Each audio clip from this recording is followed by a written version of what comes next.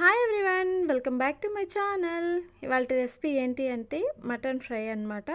చాలా సింపుల్ మసాలాలతో చాలా టేస్టీగా ఉండే విధంగా మటన్ ఫ్రై ఎలా చేసుకోవాలో ఈ వీడియోలో చూద్దాం. దీనికోసం నేను వచ్చేసి 1 kg మటన్ శుభ్రంగా కడిగేసి స్టవ్ వెలిగించి ప్రెషర్ కుక్కర్ పెట్టి అందులో ఆయిల్ వేసి హీట్ అయిన తర్వాత మనం శుభ్రం చేసి పెట్టిన మటన్ ఇందులో వేసేసుకోవాలి. మటన్ మొత్తాన్ని ఇందులో వేసేసుకోవాలన్నమాట. వాటర్ వేయకుండా ఉడికించుకోవాలి మటను. తర్వాత మటన్కి సరిపడా ఉప్పు, కొద్దిగా పసుపు వేసేసి బాగా ముక్కలకి పట్టేలాగా అంతా ఒకసారి మిక్స్ చేసేసి మూత పెట్టి ఒక 4 విజిల్స్ పెట్టుకొని మీడియం ఫ్లేమ్లో ఉడికించి పక్కకు పెట్టేసుకోవాలి.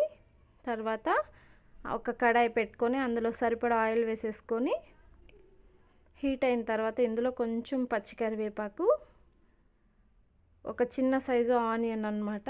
ఆనియన్ కొంచెం తక్కువే తీసుకున్నాను.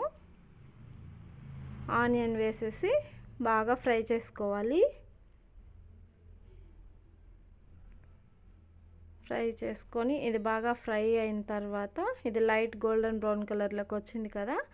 ఇప్పుడు ఇందులో 1 టేబుల్ స్పూన్ వరకు అల్లం వెల్లుల్లి పేస్ట్ వేసేసుకోవాలి. వేసేసుకొని మనం ముందుగా ఉడికించి పెట్టుకున్న మటన్ ఉంది కదా, అది ఇందులో వేసేసుకోవాలి. మటన్లో వాటర్ వేయకుండా ఉడికించాను నేను. ఒక 4 విజిల్స్కి నాకు బాగా ఉడికిందనమాట. మటన్ అనేది కొంచెం టెండర్గా ఉన్నింది కాబట్టి 4 విజిల్స్కి ఉడికిపోయింది.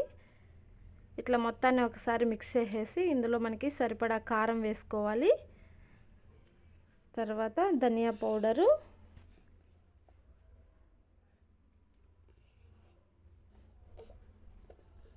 ఇందులోనే 1 టేబుల్ స్పూన్ వరకు గరం మసాలా వేసేసుకోవాలి. వేసేసి ఇందులోనే కొంచెం కొత్తిమీర చాప్ చేసి వేసేసుకోవాలి.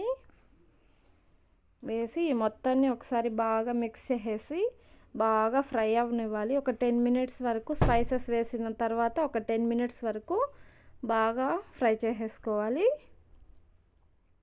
ఇంకా స్టవ్ ఆఫ్ చేసేసి డిష్ అవుట్ చేసేసుకోవచ్చు. ఇట్లా మన మటన్ ఫ్రై మొత్తం రెడీ అన్నమాట. మనం కుక్కర్లోనే మటన్ బాగా మెత్తగా ఉడికించేసుకోవాలి. తర్వాత వచ్చి ఆయిల్ వేసుకున్నప్పుడు ఒక 10 to 15 మినిట్స్ బాగా ఫ్రై చేసేసుకుంటే మటన్ చాలా బాగుంటుంది. అసలు హెవీ మసాలాలు లేవు, చాలా సింపుల్గా చేసేసుకోవచ్చు. నేను వచ్చేసి ఇట్లా చేస్తే మా నాన్న చాలా ఇష్టంగా తింటారనమాట. ఇది వచ్చేసి మా నాన్నకు చేసే స్టైల్ అన్నమాట.